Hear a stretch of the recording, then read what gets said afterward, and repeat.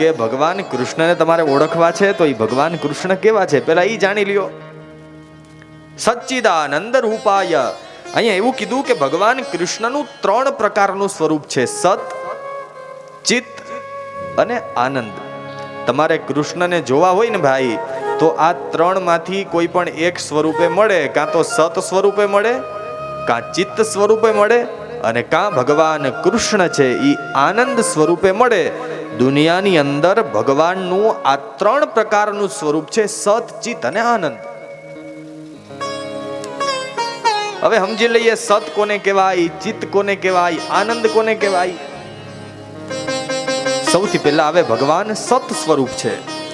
સત સાંભળીએ એટલે આપણા મનમાં એ જ વિચાર આવે કે ભગવાન સત્ય સ્વરૂપ છે. બરાબર, જીવનમાં સાચું બોલતા હોઈએ, સત્ય બોલતા હોઈએ તો ભગવાન મળી જાય. પણ અહીંયા વ્યાસજી ભાગવતમાં કંઈક અલગ કહે કે ખાલી સાચું બોલવાથી પરમાત્મા મળે. બરાબર છે, જીવનમાં અસત્ય ન બોલાય, પણ સત્ય કોને કહેવાય અને અસત્ય કોને કહેવાય એના માટે વ્યાસજી કહે જેનો ક્યારેય નાશ ન થાય એ જ સત્ય છે, જે કાયમી ટકવા વાળું હોય એ જ સત્ય છે, જેનો નાશ થાય એ બધી વસ્તુ અસત્ય છે. સમજાણું? જે કાયમી ટકતું હોય, આપણે નહોતા ત્યારે જે હતું, આપણે છીએ ત્યારે છે, અને જ્યારે દુનિયામાં આપણે નહીં હોઈએ ત્યારે પણ જે હશે એને જ સત્ય કહેવાય. એ જ સત સ્વરૂપ કૃષ્ણ છે. બરાબર, હવે તમારી આજુબાજુમાં જોઈ લ્યો કઈ વસ્તુ કાયમી ટકવા વાળી છે, એટલે આગળ જવાબ મળી જશે કે સત્ય કોને કહેવાય ને અસત્ય કોને કહેવાય. અત્યારે છે પણ પહેલા નહોતી અને ભવિષ્યમાં નહીં હોય તો સમજવાનું કે આ સત્ય નથી. મંડપ નીચે બેઠા છીએ, તડકો લાગતો નથી, પણ 15 દિવસ પહેલા મંડપ હતો નહીં, દેખાય છે પણ સત્ય નથી. અમુક વખતે નજરે જોયેલું પણ ખોટું હોય, આપણે કહીએ છીએ ને, દેખાય છે પણ સત્ય નથી. 15 દિવસ 20 દિવસ પછી કદાચ પાછા અહીંયા આવશો, કથા પૂરી થઈ જાય પછી આ મંડપ પાછો નહીં હોય. 7 દિવસ સુધી હતો પછી નહીં હોય. દેખાય છે, નાશવંત છે, એટલે સત્ય નથી. અહીંથી ઘરે જઈએ, ઘરે દેખાય, પણ 50 વર્ષ 60 વર્ષ 100 વર્ષે એની મર્યાદા પૂરી થાય એટલે ઘરનો પણ નાશ થાય. ઘર પણ અસત્ય નથી, ઘર પણ સત્ય નથી, એ પણ અસત્ય છે. પછી એવું થાય પરિવારની હારે રહીએ છીએ, આ પરિવાર તો સત્ય હશે ને, આખી જિંદગી જેની પાછળ ખર્ચી નાખી આ પરિવાર પણ એક દિવસ છોડીને વયો જવાનો. દેખાય છે, હારે રહે છે, પણ એ પણ સત્ય નથી. છેલ્લે એવું થાય કે આ શરીર લઈને આવ્યા પણ જાહુ ત્યારે એ ભેગું આવશે નહીં. દેખાય છે પણ સત્ય નથી. તો સત્ય કોણ છે?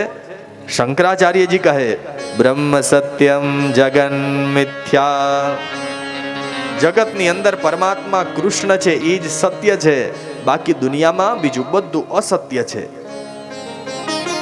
હું તમે ભગવાનને બહાર ગોતવા જઈએ ભાઈ, પણ ક્યાંય બહાર ગોતવાની જરૂર નથી. મંદિરોમાં જઈએ એ તો આપણી શ્રદ્ધા છે, બાકી જો હૃદયનો ભાવ હોય તો એ ભગવાન ક્યાંય બહાર નથી, મારી તમારી અંદર જ છે. કારણ શરીર નાશ પામે, બાકી આત્મા ક્યારેય મરતો નથી. કંઈ નહોતું ત્યારે પણ એ તો હોય જ. ગીતાજી આમાંથી કોઈ વાંચ્યા છે આખા? જો ગીતાજી વાંચો તો એમાં ભગવાન કહે કે શરીર મરે છે, બાકી આત્મા કોઈ દિવસ મરતો નથી.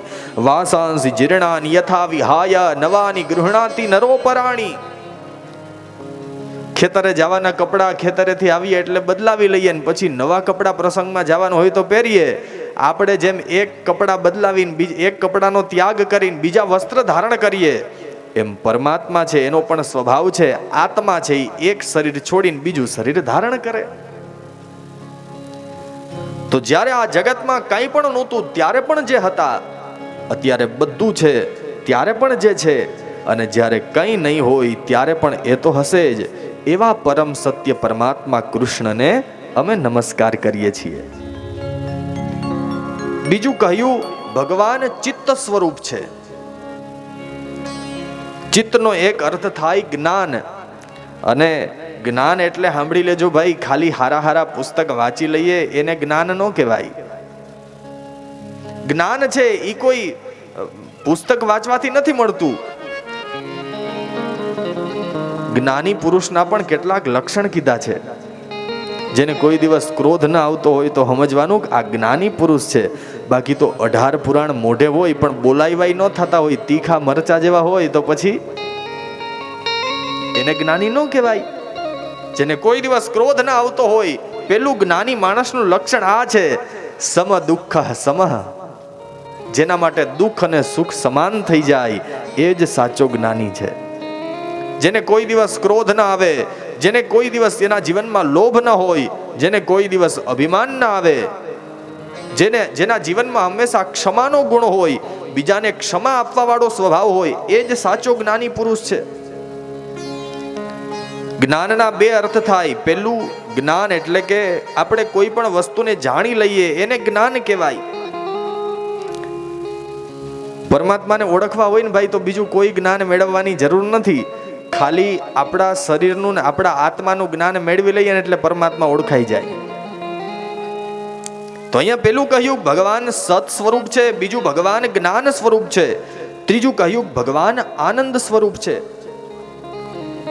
જુઓ, આનંદ અને સુખ આ બેમાં ફરક હોય.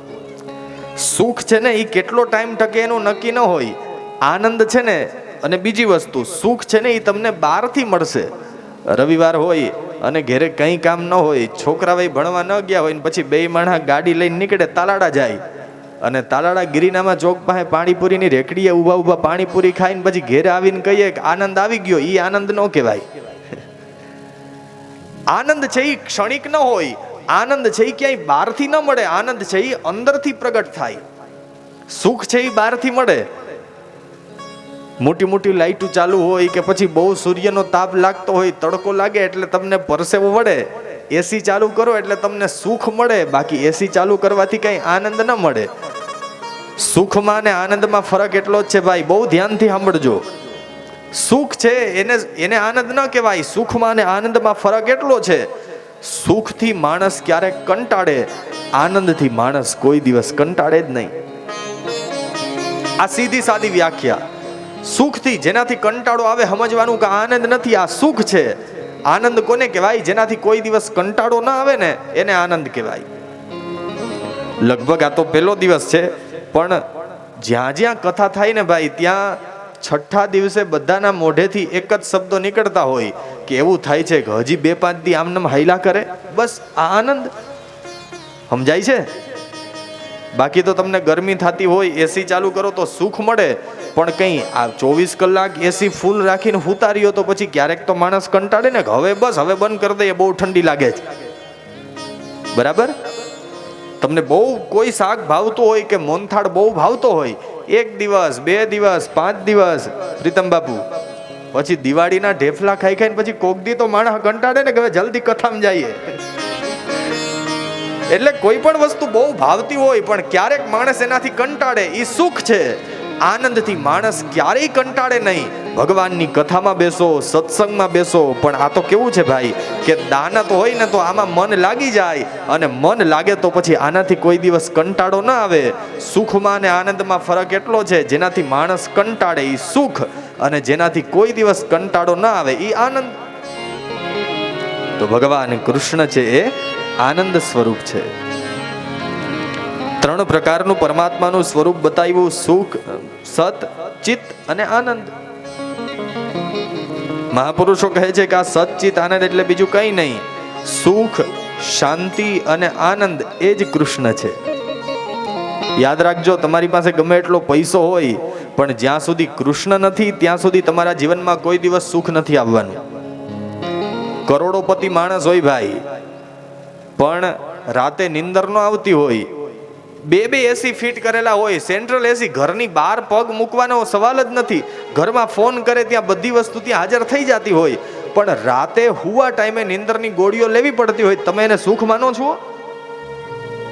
પૈસાથી ભૌતિક સુખ મળે, જ્યાં સુધી આપણા કર્મ સારા ન હોય ત્યાં સુધી કોઈ દિવસ સુખ નથી મળતું. યાદ રાખજો, જો તમે કંઈ પણ ખરાબ કર્મ કરો છો તો તમારે હારે દુઃખ ભોગવવાની પણ નક્કી જ રાખવાનું કે સુખ છે તો પછી દુઃખ આવવાનું જ.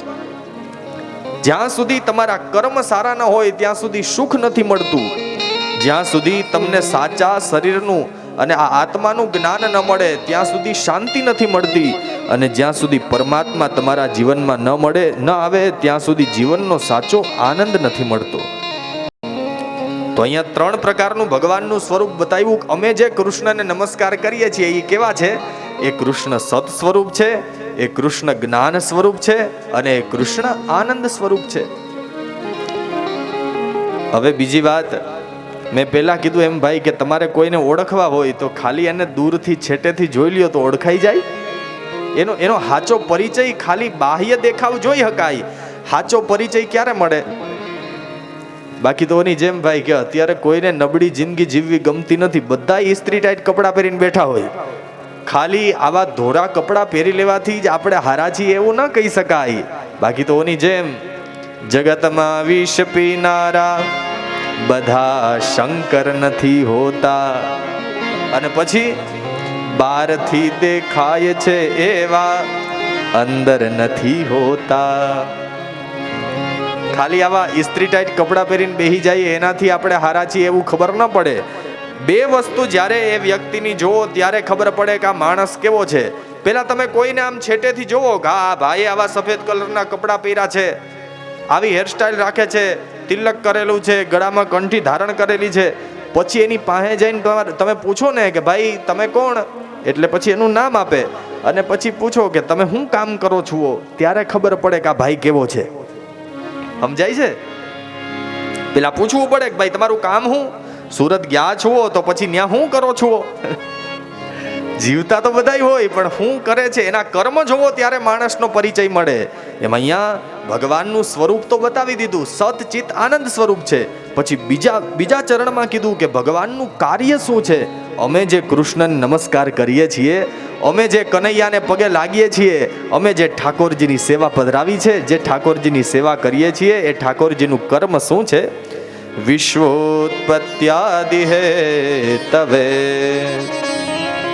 જગતની ઉત્પત્તિ કરવી, જગતને ચલાવવું અને જ્યારે સમય મળે ત્યારે આ જગતનો સંહાર કરવો, એ જ કૃષ્ણનું કાર્ય છે. જે જગતને ચલાવે છે, જગતને પ્રગટ કરે છે અને જ્યારે એની મરજી થાય ત્યારે 1 જ મિનિટની અંદર આ જગતનો સંહાર કરી નાખે. બહુ હાવ સાચી વાત છે ભાઈ. જો ખરેખર ભગવાન આ બધું ન કરતા હોય તો વિચાર કરો, મરેલા માણસને કોઈ જીવાડી શકે? જો આપણા જ હાથમાં બધું હોય ને ભાઈ, તો આ કોરોનામાં 25-30 લાખ રૂપિયા દેવા છતાંય માણસનો તો બચતો. કારણ એ તો એની મરજી હોય તો જ લીધેલો શ્વાસ બહાર કાઢી શકાય, બાકી શ્વાસ લીધો હોય ને એ એમને મરી જાય. આંખનું પલકારું મારતા હોય ને કંઈક જોતા હોય ને, આંખ બંધ કરવાનો વેત નથી આવતો છે ને. જે જગતની ઉત્પત્તિ કરે છે, ક્યારેક આવું વિચારો ને ભાઈ, ત્યારે એવું થાય કે આપણે એવું કહીએ કે આખી જિંદગી મંદિરે ગયો તોય કોઈ દી ભગવાન દેખાણા નહીં. મોટો માણસ હોય ને એની એપોઇન્ટમેન્ટ એમનેમ ન મળે. મારા જેવાને મળવું હોય ફોન કરો કે શાસ્ત્રીજી ઘેરે છો, તો હા તો મળી શકાય. ધીરુભાઈ અંબાણીના છોકરા અથવા તો મુકેશભાઈ અંબાણીના છોકરાને મળવા જવું હોય તેની અપોઇન્ટમેન્ટ મળે આપણને? જાગતા રહેજો હો. મુકેશભાઈ અંબાણીના છોકરાને મળવા જવું હોય તેની એપોઇન્ટમેન્ટ એમનેમ ન મળે, એ આપણા જેવાને મળે નહીં. તો વિચાર કરો, ખાલી ભારતની એક ફેક્ટરીના માલિકને મળવામાં આખી જિંદગી એપોઇન્ટમેન્ટ નથી મળતી, તો આ જગતરૂપી ફેક્ટરી ચલાવનારો માલિક બેઠો છે એ એમનેમ કંઈ ન મળે. એના માટે તો ભજન કરવું પડે, એના માટે સતત નામ જપ કરો. જ્યારે તમારા કર્મ સારા થાય, તમારા વિચારો શુદ્ધ થાય, તમારું હૃદય શુદ્ધ થાય, ત્યારે પરમાત્માને મળવાની એપોઇન્ટમેન્ટ મળે.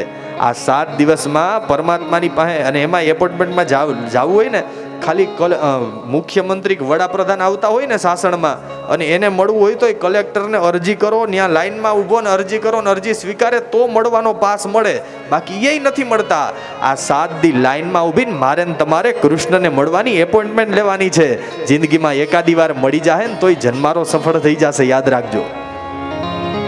તો પરમાત્મા જે કૃષ્ણને અમે નમસ્કાર કરીએ છીએ, એ કૃષ્ણ કેવા છે? જે આ જગતને બનાવે છે, પોતે જગતને ચલાવે છે, અને જ્યારે એની મરજી થાય કે હવે એક શ્વાસે નહીં, એટલે માણસને શ્વાસે નથી લેવા દેતા, જે જગતનો સંહાર કરે છે, એવા કૃષ્ણને અમે નમસ્કાર કરીએ છીએ. અને ત્રીજું, તાપત્રય વિનાશાય શ્રી કૃષ્ણાય વયમ નમઃ. માણસના જીવનમાં 3 પ્રકારના તાપ હોય: આદિ દૈવિક તાપ, આદિ ભૌતિક તાપ અને આધ્યાત્મિક તાપ. 3 પ્રકારના દુઃખને, 3 પ્રકારના તાપનો નાશ કરનારા એવા કૃષ્ણને અમે નમસ્કાર કરીએ છીએ. યાદ રાખજો, જ્યાં સુધી જીવનમાં પરમાત્મા ન હોય ને ભાઈ, ત્યાં સુધી પહેલા કીધું તું ફરી કહું, સુખ હશે, બાકી શાંતિ છે, આનંદ છે. માણસની પાસે આજ ભૌતિક સુખો આટલા બધા વધી ગયા, પણ શાંતિ કોના જીવનમાં છે? સવારથી સાંજ સુધી મશીન જેવી જિંદગી થઈ ગઈ. વિચાર તો કરો. અટાણે 5 વર્ષના છોકરાને હોતે બેટ દડે રમવાનો ટાઈમ નથી, ઈ હોતે મોબાઈલમાં આવી ગયું.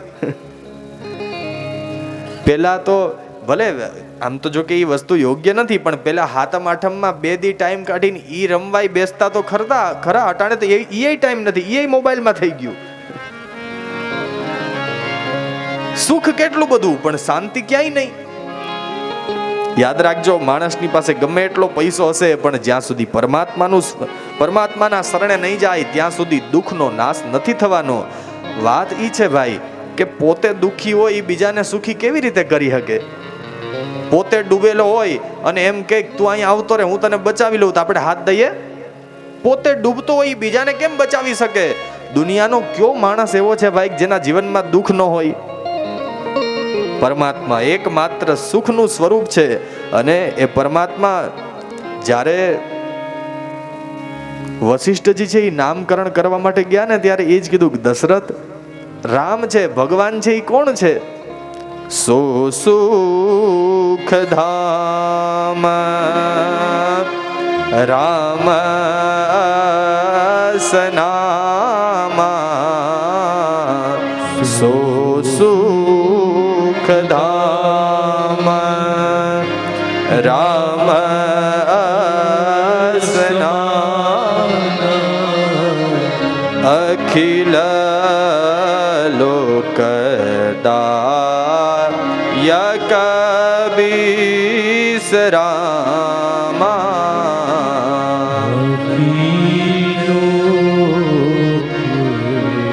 દાય કબીસરામા, સો સુખધામ રામ અસનામા. વશિષ્ઠજીએ કીધું કે દશરથ સાંભળ, તારો આ દીકરો એટલે બીજું કોઈ નહીં, સુખનું સરનામું એટલે રામ. જેને દુનિયાનું દુઃખ, જે વ્યક્તિ દુનિયાના કોઈ પણ વસ્તુથી સુખી ન થઈ શકે, એ જો આના શરણે આવી જશે તો ત્યાંથી જેને સુખ મળશે. સુખનું સરનામું એટલે બીજું કોઈ નહીં, રામ. સુખનું સરનામું એટલે બીજું કોઈ નહીં, કૃષ્ણ. અને મેં પહેલા પણ કીધું ને કે ભાઈ, નીંદરની ગોળીઓ લેવા છતાંય જેને નીંદર નો આવતી હોય ને એને અમે હુડાવી દઈએ. હું કામ?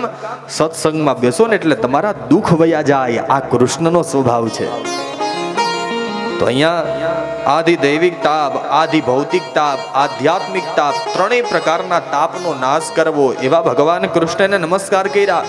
બીજા શ્લોકની અંદર વ્યાસજીના પુત્ર સુખદેવજીને નમસ્કાર કરતા બીજા શ્લોકની અંદર લખે, યમ પ્રવ્રજन्तમનુપેતમપેત કૃત્યમ દ્વૈપાયનો વિરહ કાતર આજુહાવ પુત્રેતિ તન્મયતયા તરવોభిનેદુ સ્તં સર્વભૂતહૃદયં મુનિમાનતોસ્મિ,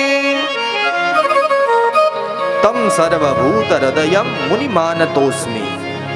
બીજા શ્લોકની અંદર સુખદેવજીને નમસ્કાર કર્યા. પણ એ સુખદેવજી કેવા છે? જેને ભાગવત સૌથી પહેલી વાર પરીક્ષિત રાજાને સંભળાવ્યું હતું. પૃથ્વી ઉપર સૌથી પહેલું ભાગવત કોઈએ સંભળાવ્યું હોય તે સુખદેવજી મહારાજ હતા. આ સુખદેવજીને નમસ્કાર કર્યા કે સુખદેવજી કેવા છે. તમારે સૌએ પણ જાણવું હોય કે સુખદેવજી કેવા છે, એ સાંભળવું હોય તો બરાબર ફરી પાછું 3 વાગે આવવું પડશે.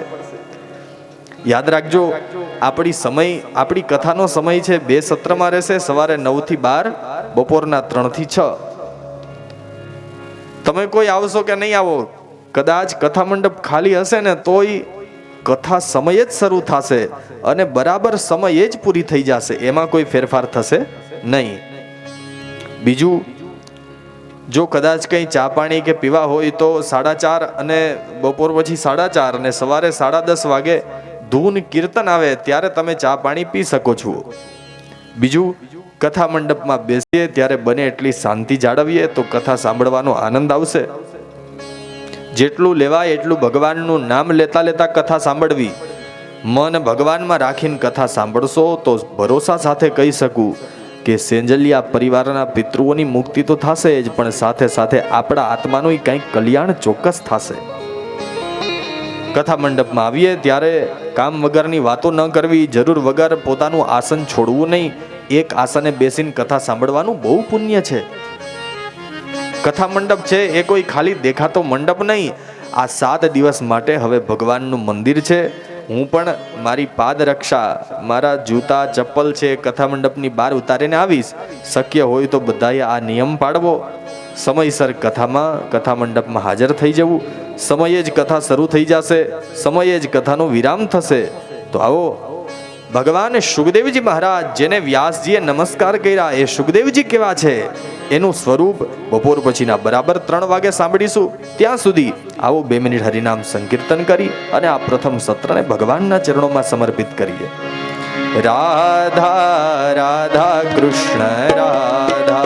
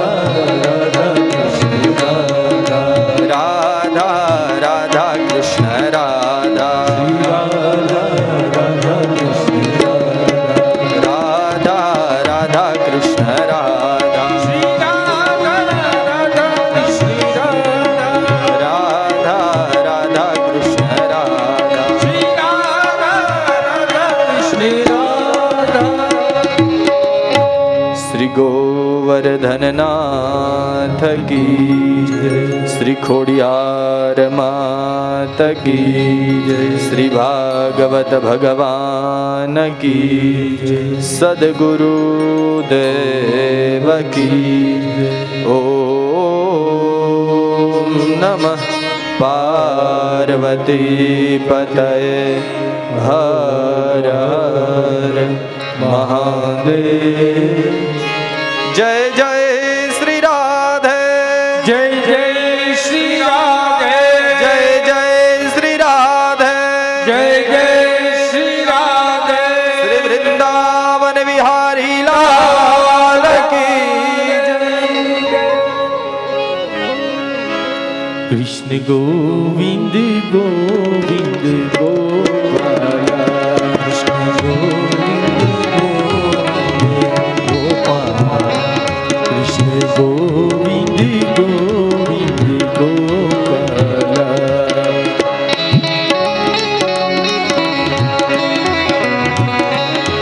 भज मुरली मनोहर नंद लाला,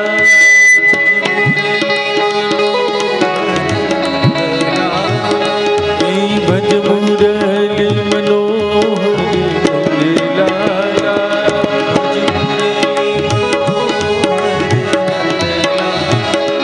कृष्ण गोविंद गोविंद गोपाला.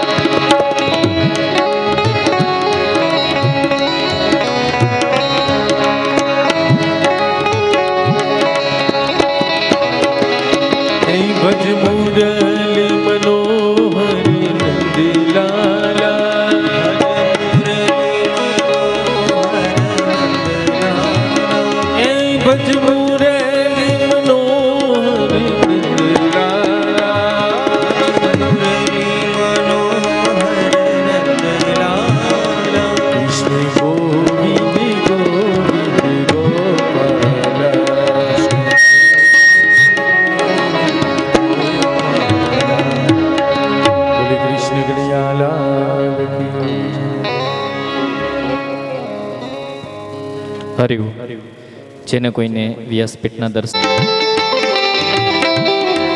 મરતને ના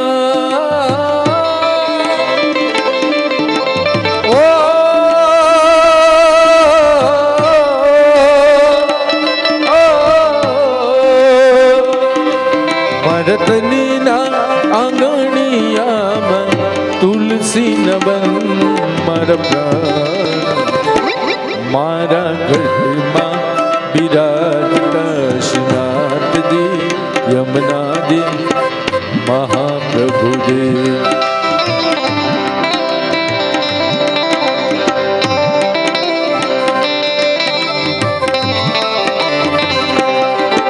શ્રીનાથજી બોલો શ્રી યમુનાજી બોલો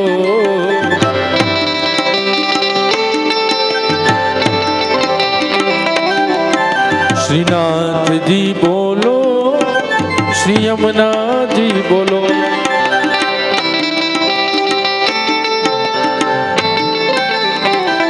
હે મારા ગઢમાં બિરાજતા શ્રીનાથજી યમુનાજી મહાપ્રભુજી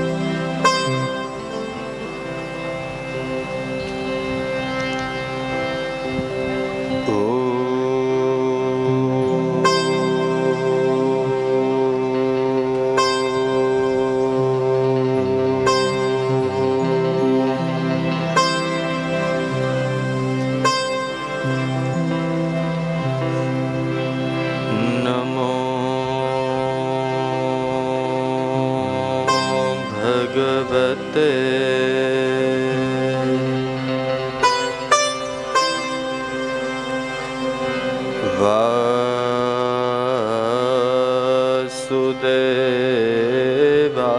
વાસુદેવાય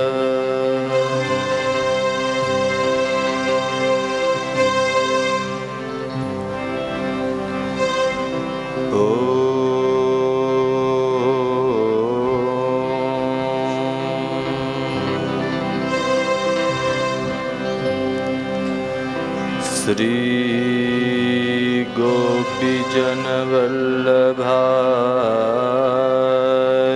નમો નમઃ.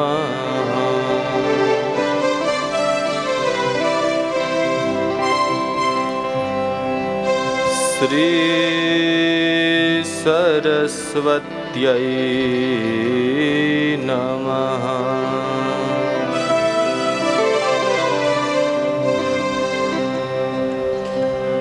શ્રી ગુરુભ્યો નમઃ.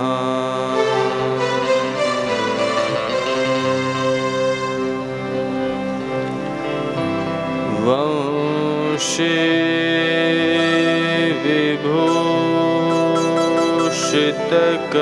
વિભૂષિતકરાન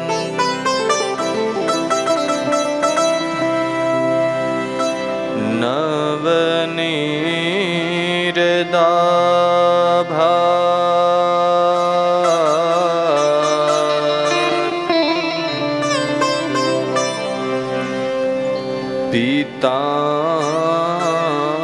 પીતાંબરા દરુણ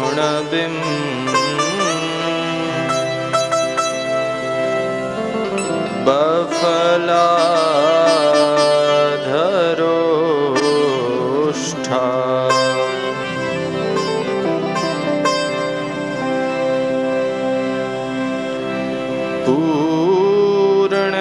પૂર્ણેન્દુ સુંદર મુખા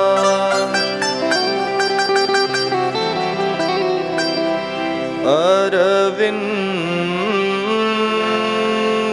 નેત્રા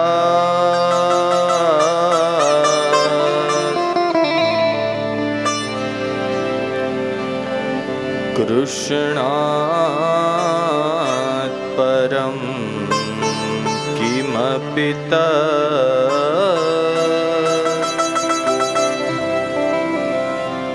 ત્વમહં ન જાને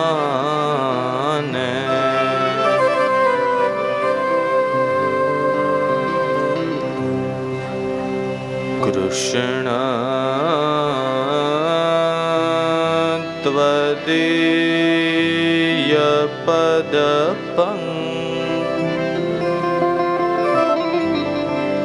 પંકજ પંજરાંતે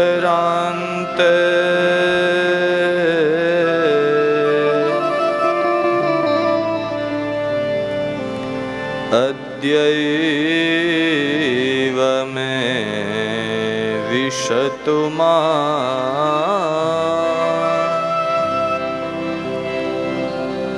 ન સરાજહંસ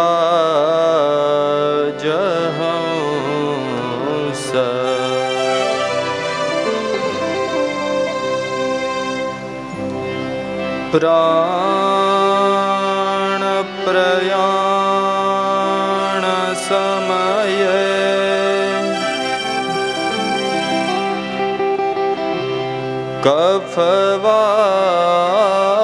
કફવાત પિત્તે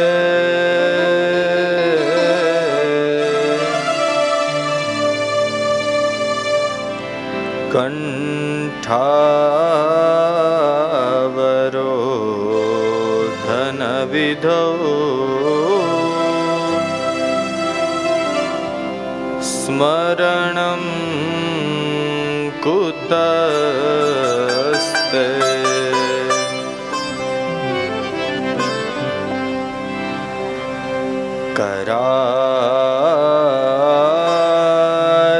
करारविन्दे न पदारविन्दम्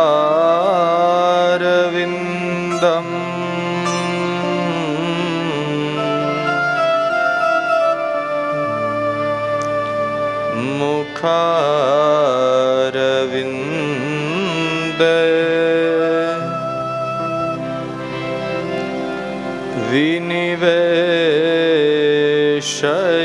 विनिवेशयन्तम्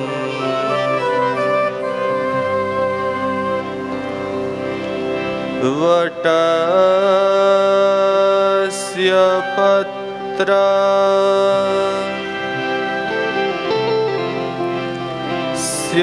पुटे शयानम्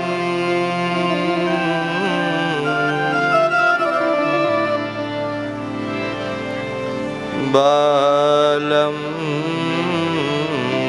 मुकुन्दम्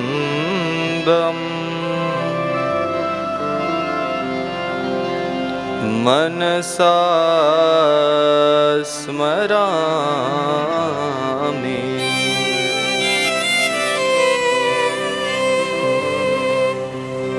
बोलिए श्री बालकृष्ण लाल की जय। श्री रामचंद्र भगवान की जय। राम राघव राम राघव राम राघव रक्षमा राम राघव राम राघव राम राघव रक्षमा राम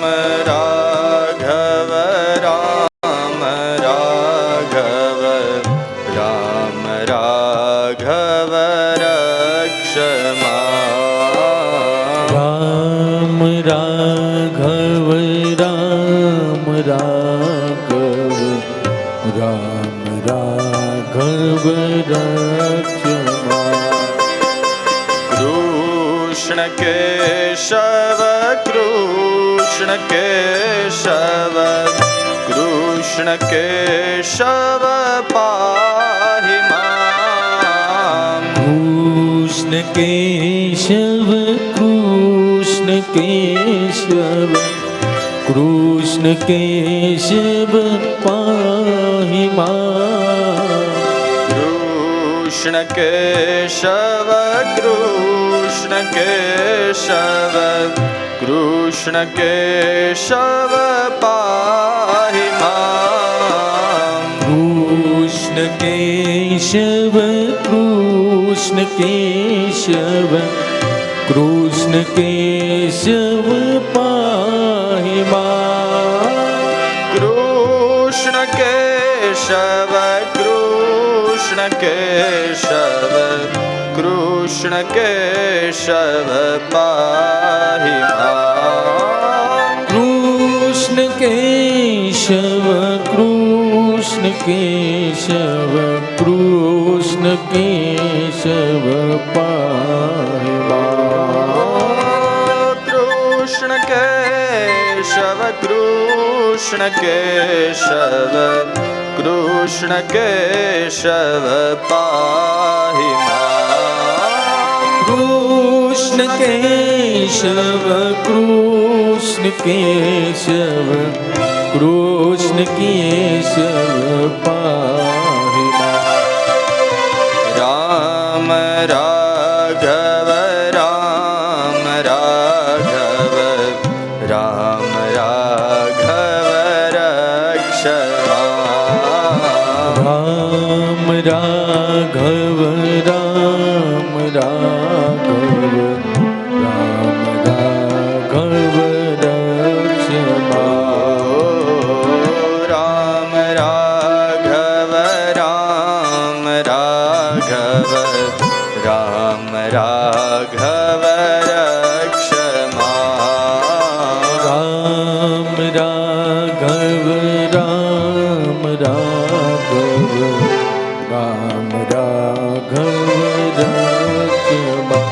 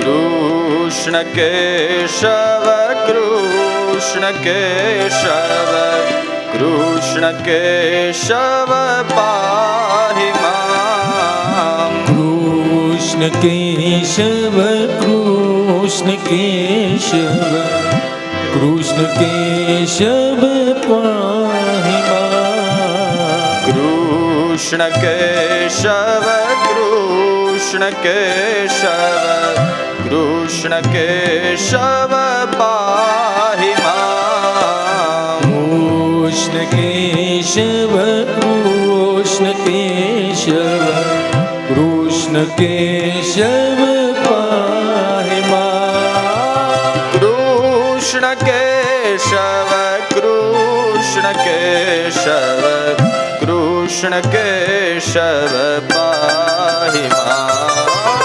કૃષ્ણ કેશવ કૃષ્ણ કેશવ કૃષ્ણ કેશવ પાહિ મામ. કૃષ્ણ કેશવ કૃષ્ણ કેશવ કૃષ્ણ કેશવ પાહી મા કૃષ્ણ કેશવ કૃષ્ણ કેશવ કૃષ્ણ કેશવ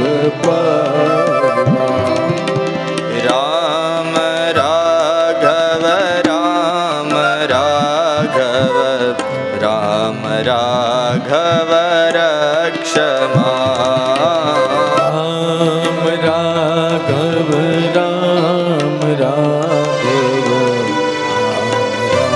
રાઘવ રક્ષમા રામ રાઘવ રામ રાઘવ રામ રાઘવ રક્ષમા રામ રાઘવ રામ રાઘવ રામ રાઘવ રક્ષમા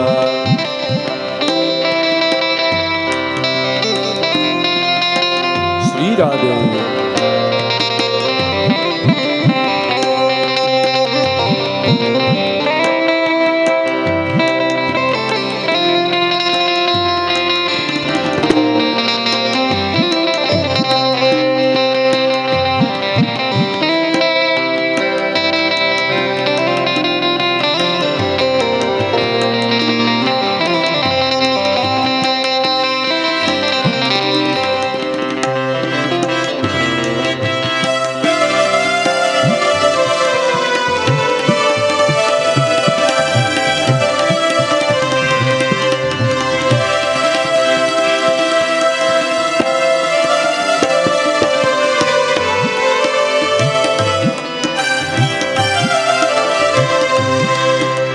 કૃષ્ણ કેશવ કૃષ્ણ કેશવ કૃષ્ણ કેશવ પાહી મા કૃષ્ણ કેશવ કૃષ્ણ કેશવ કૃષ્ણ કેશવ પાહી મા કૃષ્ણ કેશવ કૃષ્ણ કેશવ કૃષ્ણ કેશવ પાહી મા કૃષ્ણ કેશવ કૃષ્ણ કેશવ કૃષ્ણ કેશવ પાહી મા કૃષ્ણ કેશવ કૃષ્ણ કેશવ કૃષ્ણ કેશવ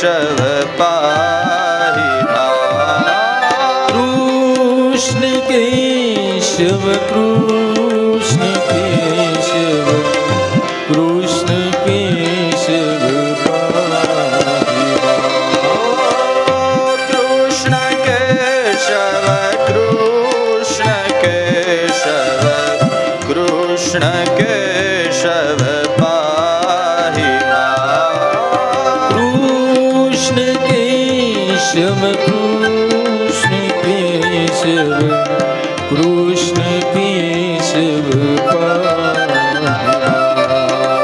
રામ રાઘવ રામ રાઘવ રામ રાઘવ રક્ષમા ઓ રામ રાઘવ રામ રાઘવ રામ રાઘવ રક્ષમા રામ રાઘવ રામ રાઘવ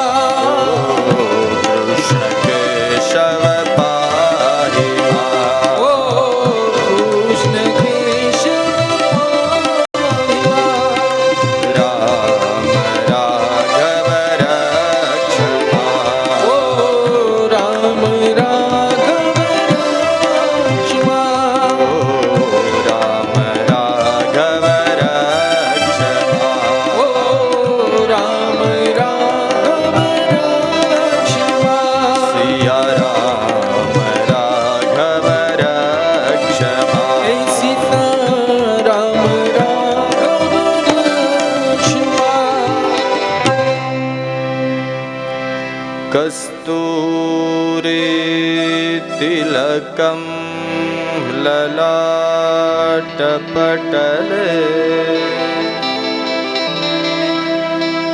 वक्षस्थलेर्कौस्तुभम् नासाग्रे वरमौक्तिकं करतले वेणु करे कंकणम्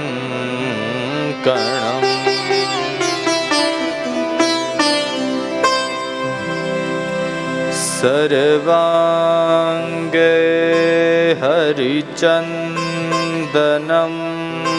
सुललितम् कंठे च मुक्तावली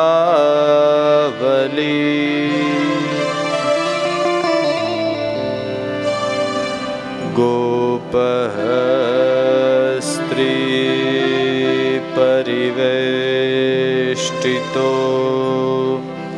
विजयते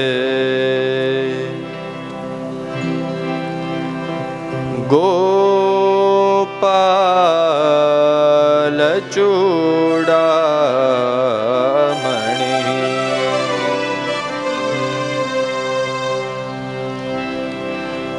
अस्ति स्वस्तरुणी कराग्रविगल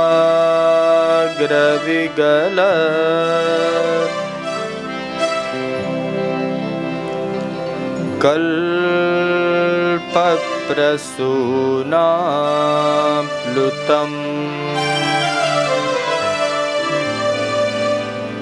वस्तु प्रस्तुतवेणुनादलहरी निर्वाण निर्व्याकुलम्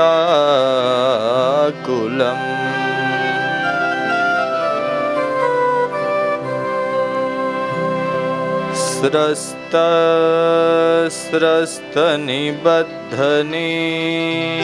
विविलस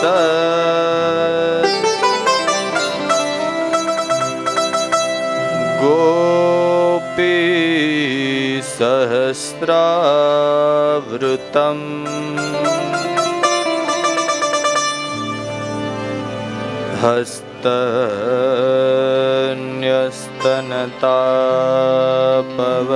हस्तन्यस्तनतापवर्गमखिलो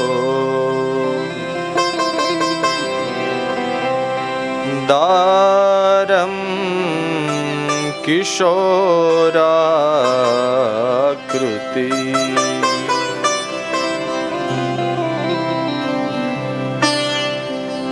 अज्ञानं तिमिरान्धस्य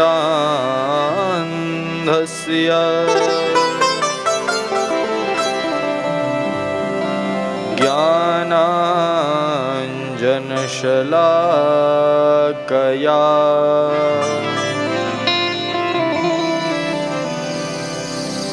चक्षुरुन्मीलितं येन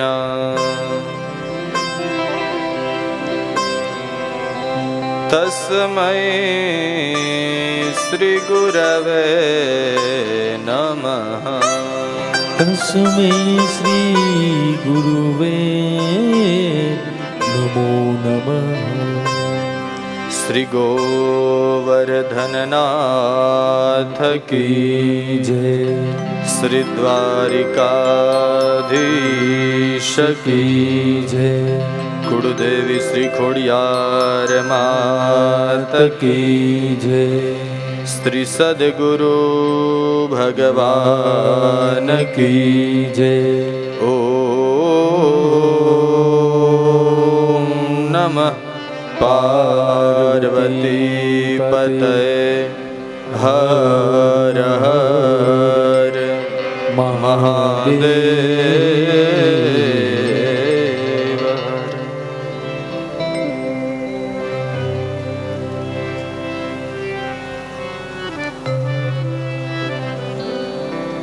अज्ञानध्वान्तविध्वंस कोटिसूर्यसमप्रभ सूताख्या हि कथासारम् मम कर्णरसायनम्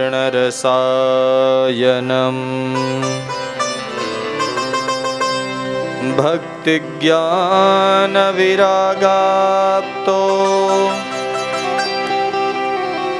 विवेको वर्धते महान् माया मोहनिरासश्च वैष्णवे क्रियते कथम् अज्ञानध्वान्तविध्वंस कोटिसूर्यसमप्रभ। बोलिए श्री भागवत भगवान की जय।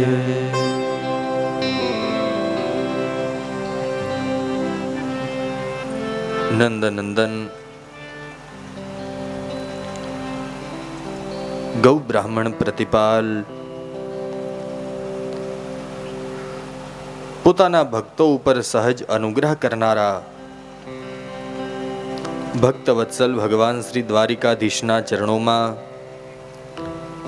હૃદયપૂર્વક કોટી કોટી વંદન। જેની સમ્મુખ બેસી આપણે સૌ સપ્ત દિવસીય આ ભાગવતની કથાનું શ્રવણ કરવા માટે ઉપસ્થિત થયા છીએ એવા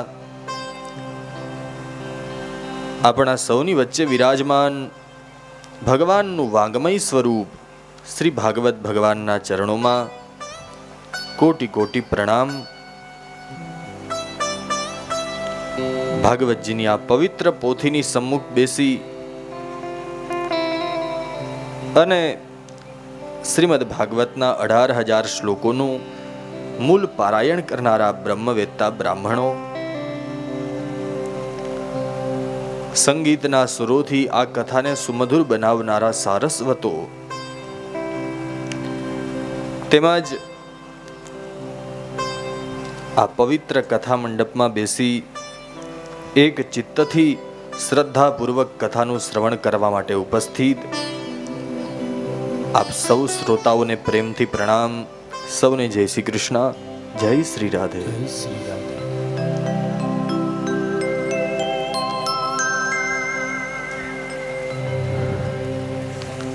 આંકોલવાડી ગામના આંગણે સેંજલિયા પરિવારના પિતૃઓ સ્વર્ગસ્થ વર્ષાબેન, સ્વર્ગસ્થ બબાભાઈ ડાયાભાઈ સેંજલિયા અને સમસ્ત સેંજલિયા પરિવારના પિતૃઓના મોક્ષાર્થે શ્રી વિનોદભાઈ ડાયાભાઈ સેંજલિયા તેમજ ભરતભાઈ અને દિલીપભાઈ અને સેંજલિયા પરિવાર આયોજિત આ શ્રીમદ ભાગવત કથાના પ્રથમ દિવસના દ્વિતીય સત્રમાં ભગવાને આપણને જે સમય આપ્યો છે આ સમયને થોડો સાર્થક કરવાનો પ્રયત્ન કરીએ અને કંઈક આપણા જીવનનો થોડો સમય પવિત્ર થઈ જાય, કંઈક ભાગવતનો એકાદો શબ્દ, એકાદો અક્ષર, એકાદો શ્લોક આપણા જીવનમાં ઉતરી જાય એવો પ્રયત્ન કરીએ।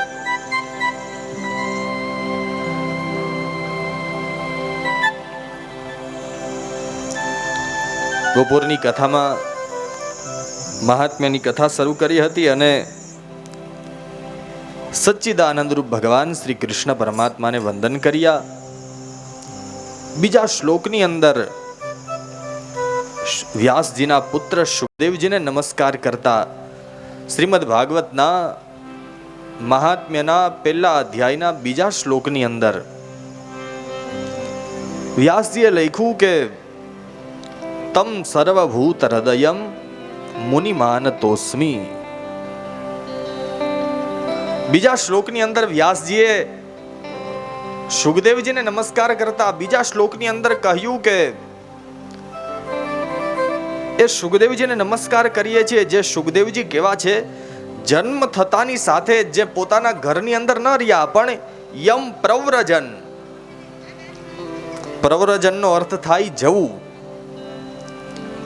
જે લોકોએ આની પહેલા ભાગવત સાંભળ્યું હશે એમને કદાચ બહુ સમજાવવાની જરૂર નહીં પડે, પણ સુખદેવજીનો જન્મ થયો ને, જન્મ થતાની સાથે જ એ ઘર છોડીને દોડીને જતા હતા. હવે વિચાર કરો, છોકરાનો જન્મ થાય અને હજી છોકરું 5-7 વર્ષનું નાનું બાળક હોય ને ઘર છોડીને એમ કે મારે સંન્યાસી થઈ જાવ, કોઈ મા બાપનું મન માને? પિતાને પુત્રનો મોહ હોય એટલે પુત્ર મોહના લીધે વ્યાસજી છે એ સુખદેવજીની પાછળ જાય છે. હે પુત્ર સુખ તું રોકાઈ જા, હે પુત્ર સુખ તું રોકાઈ જા. સુખદેવજી તો ભગવાનનું નામ લેતા લેતા બ્રહ્મમાં પોતાનું મન લગાવીને દોડીને જતા હતા. પાછળ વ્યાસજી દોડતા દોડતા જાય, પુત્ર સુખ રોકાઈ જા, પુત્ર સુખ રોકાઈ જા. પણ એ સમયે સુખદેવજીએ તો કઈ ઉત્તર ના આપ્યો, પણ અહીંયા ભાગવતમાં એવું લખ્યું છે તરવો ભીને દુહુ. સંસ્કૃતમાં ઝાડવાને વૃક્ષને છે ને તરુ કહેવાય. સુખદેવજીએ તો જવાબ ના આપ્યો, પણ તરવો ભીને દુહુ, સુખદેવજીના બદલામાં વૃક્ષોએ ઉત્તર આપ્યો કે પિતાજી જ્યારે સમય આવશે ત્યારે પાછો આવી જઈશ, અત્યારે મારે સંસારમાં રહેવું નથી, નહીંતર આ માયામાં ફસાઈ જઈશ. અને જેના બદલામાં વૃક્ષોએ ઉત્તર આપ્યો આવા પરમ તપસ્વી જેમના કોઈ પણ સંસ્કારો હજી થયા નહોતા. આપણા હિન્દુ ધર્મની અંદર માણસના જન્મથી લઈને મૃત્યુ સુધીના 16 સંસ્કાર છે, ખબર છે? એમાંથી અત્યારે તો જો કે ઘણાને એ ખબર ન હોય કે આપણા હિન્દુ ધર્મની અંદર 16 સંસ્કાર છે. આમે જે 16 સંસ્કાર છે એમાં કઈ આપણે સંસ્કાર જેવું રાખ્યું છે? કડવું લાગશે પણ સાંભળવું પડશે ભાઈ. અને થોડુંક આવું તો આવશે. મારો થોડોક સ્વભાવ છે ભાઈ, છેલ્લા દિવસે કદાચ કડવું લાગે તો માફ કરી દેજો, પણ બહુ ધ્યાનથી સાંભળજો. તમારા ઘરની લાદીની અંદર ડાઘ પડ્યો હોય ને તો ત્યાં તમારે એસિડ છાંટવું જ પડે. એમનેમ ડાઘ જાય ન જાય. અને પરમ પૂજ્ય પાંડુરંગ શાસ્ત્રીજી દાદાજી એવું કહેતા કે સમાજ છે એ વૃક્ષ છે અને વૃક્ષનું મૂળ છે ને એ બ્રાહ્મણ છે. વૃક્ષ સડવાની શરૂઆત ક્યાંથી થાય? એટલે અમારો તો ધર્મ છે. તો કહેવાનો મતલબ એ છે કે આપણા જે 16 સંસ્કાર છે એમાંય આપણે કઈ અત્યારે સંસ્કાર જેવું રાખ્યું નથી. જેમ લગ્ન સંસ્કાર જ લઈ લ્યો, વિવાહ છે એ એક સંસ્કાર છે. ખરેખર મંડપની અંદર બૂટ ચપ્પલ પહેરીને જવાય જ નહીં, પણ ગોરબાપા ના પાડે પાછા ગોરબાપાને ખીજાય. તમે એક તો અગ્નિદેવની સાક્ષીએ 4 ફેરા ફરો અને પછી અગ્નિદેવને બોલાવી એની પૂજા કરીને પછી ત્યાં જ આપણે પ્લાસ્ટિકના ફટાકડાના કાગળિયા નાખતા હોય. નથી લાગતું કે ખરેખર ખોટું છે? તો અહીંયા સુખદેવજીનો જન્મ થયો, હજી તો એક પણ સંસ્કાર નહોતા થયા. આપણા 16 સંસ્કાર છે ને એમાંથી 3 સંસ્કાર છે એ માતાના ગર્ભમાં થાય અને પછીના 13 સંસ્કાર છે એ જન્મ પછી થાય. ગર્ભાધાન, પુંસવન અને સીમંત, આ 3 સંસ્કાર માના ગર્ભમાં જીવ હોય ને ત્યારે થઈ જાય.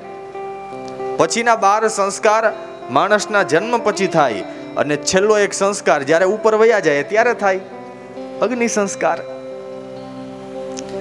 તો અહીંયા વ્યાસજીએ એવું લખ્યું કે જેના હજી કોઈ પણ સંસ્કારો થયા જ નહોતા, હજી બધા સંસ્કાર કરવાના બાકી હતા, અને જેમને કોઈ સંસ્કાર કરવાની જરૂર પણ નહોતી એવા સુખદેવજી જ્યારે દોડીને જતા હતા, વ્યાસજી એમની પાછળ દોડ્યા. હે પુત્ર સુખ તું રોકાઈ જા, હે પુત્ર સુખ તું રોકાઈ જા. ત્યારે સુખદેવજીના બદલામાં વૃક્ષોએ ઉત્તર આપ્યો. એવા બધા જીવોના હૃદયમાં બિરાજમાન સુખદેવજીને અમે નમસ્કાર કરીએ છીએ. હવે કથાની શરૂઆત થાય. સૌથી પહેલા નૈમિષારણ્યની અંદર 88,000 ઋષિમુનિઓ ભેગા થયા. સત્યનારાયણની કથા તો બધાએ સાંભળી હશે. કોઈ પણ કથાની શરૂઆત તમે જુઓ નૈમિષારણ્યમાંથી જ થાય. આ નૈમિષારણ્યનું બીજું પણ એક નામ છે. જો કદાચ કોઈને મળી જાય તો કાલે ગોતતા આવજો, નહીતર પછી હું કહીશ.